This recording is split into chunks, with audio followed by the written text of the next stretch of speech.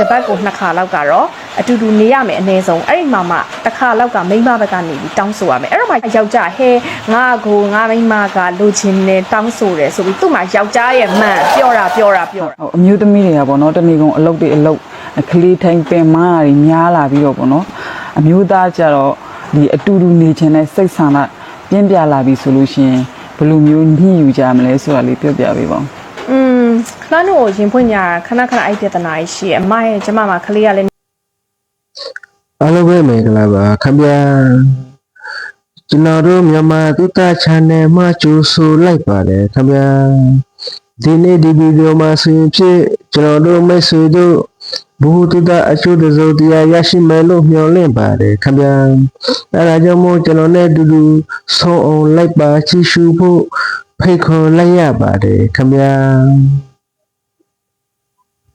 တပတ်ကို2ခါလောက်ကတော့အတူတူနေရမယ်အနည်းဆုံးအဲ့ဒီမှာမှတစ်ခါလောက်ကမိန်းမဘက်ကနေပြီးတောင်းဆိုရမယ်အဲ့တော့မှယောက်ျားဟဲငါကိုငါမိန်းမကလိုချင်နေတောင်းဆိုတယ်ဆိုပြီးသူ့မှာယောက်ျားရဲ့မှန်ပြောတာ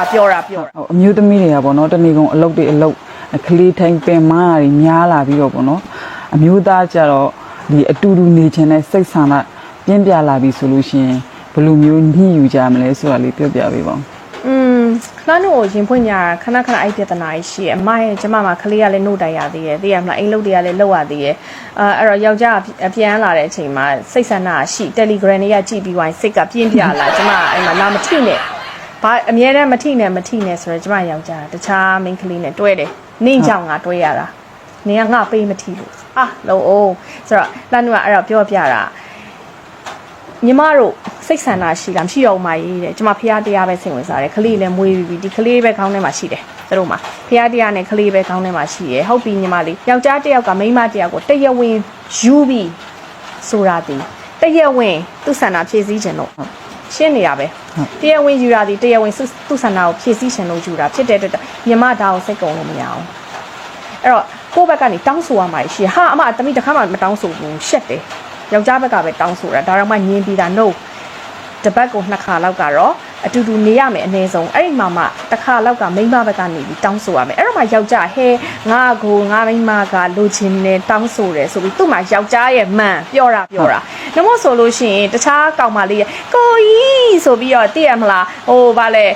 သူတို့ရဲ့ရှင်ဘက်နှလုံးလေးတွေအဲ့မှာတုံစီလုံးပြလိုက်တာနဲ့ဟဲငါ့ကိုဒီကောင်မလေးကလိုချင်တယ်တော့ဆိုတဲ့စိတ်ကဖြစ်သွားပြီးတော့ပါသွားရောအမျိုးသားတွေမေးမေးထားရှိတယ်အမေကုန်းတစ်ခုရှိတယ်အဲ့ဒါကဘာလဲဆိုလို့ရှိရင်အမရေလိန်အင်္ဂါကြီးစေကြီးအောင်ပေါ့နော်လိန်အင်္ဂါကြီးအောင်ဘယ်လိုလုပ်ရမလဲဟုတ်ကဲ့လိန်အင်္ဂါကြီးအောင်ဘယ်လိုလုပ်ရမလဲဆိုတာကိုမပြောပြခင်မှာနော်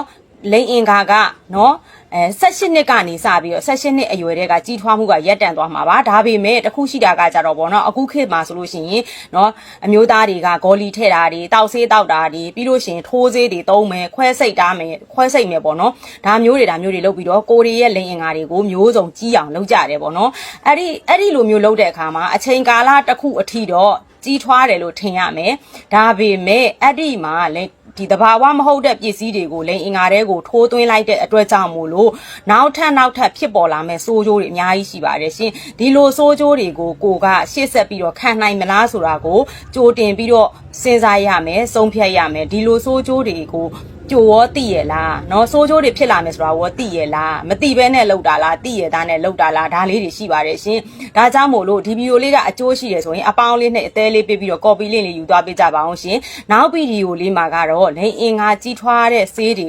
ထိုးတဲ့စိုးကျိုးတွေပေါ့နော်ပြောပြပေးမှာဖြစ်ပါတယ်ရှင်သိကျင်တဲ့သူတွေရှိတယ်ဆိုလို့ရှိရင်တော့အပေါင်းလေးနဲ့အသေးလေးပေး copy link လေးယူသွားပေးမယ်ပြီးလို့ရှိရင်เนาะသိကျင်တယ်လို့ဝန်မှန်သွားပေးပါအောင်ရှင်အဆုံးထိကြည့်ပေးသွားတဲ့အတွက်ကျေးဇူးအများကြီးတင်ပါတယ်ရှင်အပေးမကောင်းတဲ့အမျိုးသားတွေပေါ့နော်အပေးမကောင်းမှုဆိုတာကတချို့တွေမှာဆိုလို့ရှိရင်မျိုးသမီးတွေရဲ့တောင်းဆိုချက်ကိုကိုယ့်ဘက်ကနေပြီးတော့မှ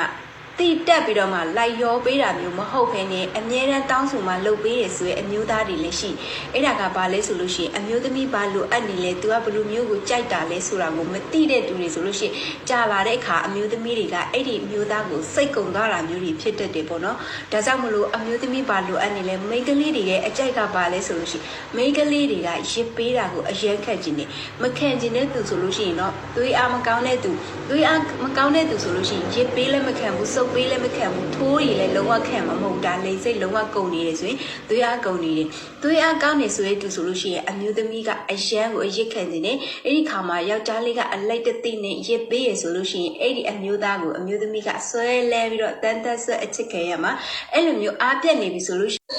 ကဲလူချင်းမင်းတို့ဒီဗီဒီယိုကြည့်ပြီးဆိုရင်ဖြစ်ဘယ်လိုမျိုးတော့တတ်ချင်ပါလဲခင်ဗျာကိုယ်ထင်ကိုယ်ညီကိုယ့်ခံယူချက်ကိုကောမမှာရေးတော့ပေးလို့ရပါတယ်ခင်ဗျာကျေးဇူးပေးတဲ့တယောက်စီရဲ့ကိုကျေးဇူးအများကြီးတင်ပါတယ်ခင်ဗျာနောက်ဆိုကျွန်တော်တင်ရဗီဒီယိုလေးမလို့တက်ကြည့်ရအောင် subscribe follower လုပ်တော့ပေးလို့ရပါတယ်ခင်ဗျာကျေးဇူးတင်ပါတယ်ခင်ဗျာ